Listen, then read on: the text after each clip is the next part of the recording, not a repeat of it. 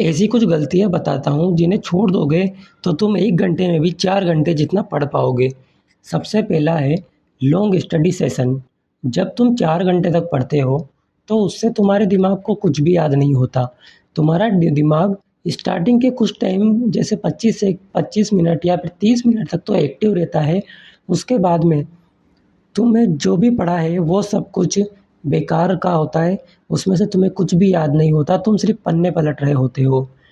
और वहीं पर अगर तुम इस टाइम को पूरे 4 घंटे को जैसे 25 मिनट तुमने पढ़ाई कर ली और उसके बाद में 5 मिनट का रेस्ट कर लिया और उसे छोटे-छोटे स्टडी सेशन में बाँटोगे, तो तुम्हें बेनिफिट होना नज़र आएगा। दूसरी गलती तुम्हारी ये होती है कि तुम बहुत सी बार पढ़ने का सिर्फ़ नाटक कर रहे होते हो। पूरी किताब को हाइलाइट कर देते हो। उससे तुम्हें लगता है कि तुमने पढ़ाई की है, तुमने वो टॉपिक पढ़ लिया, लेकिन सच में तुम्हें बिल्कुल भी याद नहीं हुआ, ना ही वो टॉपिक तुम्हारी मेमोरी में गया है। वहीं पर अगर तुम ऐसा करते हो कि तुमने जो टॉपिक पढ़ा है, उसके बाद खुद से सवाल पूछो कि मैंने अभी क्या पढ़ा है। जब तुम तुम्हारे दिमाग पर प्रेशर डालते हो, तो वो सब कुछ तुम्हारे एक बार पढ़े गए टॉपिक और 4 से 5 बार पढ़े गए टॉपिक को बराबर कर देता है। उसके बाद तुम्हारी एक गलती ये भी होती है कि अपने फ़ोन की नोटिफ़िकेशन को 2 सेकंड के लिए देखा और सिर्फ़ ये सोच लिया कि 2 सेकंड ही तो मैंने नोटिफ़िकेशन देखा है, इसमें क्या प्रॉब्लम है?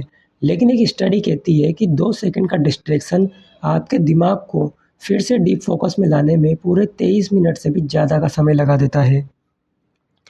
और सबसे आखिरी गलती, जो सबसे बड़ी गलती भी है, द फेमेंट टेक्निक। आपको कोई टॉपिक 4 घंटे में अगर समझ नहीं आता, तो उस टॉपिक को आसान भाषा में किसी छोटे बच्चे को समझाने की कोशिश करो। जब आप किसी हार्ड टॉपिक को या मुश्किल टॉपिक को छोटी-छोटी पैराग्राफ्स या फिर शॉर्ट लैंग्वेज में या फिर आसान शब्दों में समझने की कोशिश करते हैं, तो वो आपके दिमाग में परमानेंटली फिट हो जाता है और जब आप किसी और को समझाते हैं,